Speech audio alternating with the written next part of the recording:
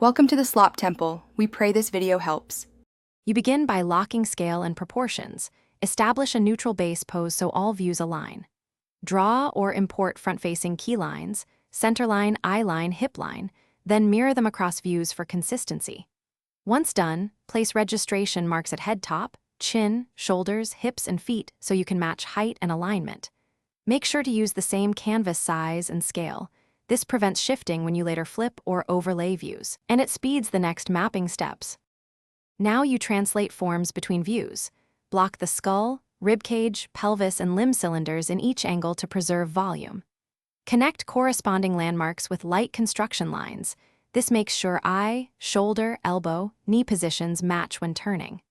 Once consistent, refine silhouettes at key increments like 45 degrees where foreshortening appears.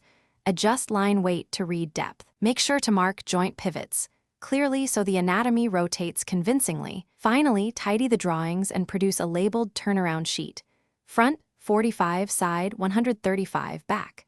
Refine overlaps, hair, clothing folds, limb crossovers, and tighten line weights so shapes read from any angle. Once done, test by flipping layers or rotating in 3D/comp software to catch pops. If proportions break, return to the construction lines and adjust pivot points.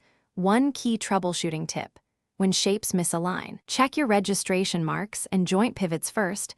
They're almost always the culprit. Thanks for watching. Consider subscribing if we helped you.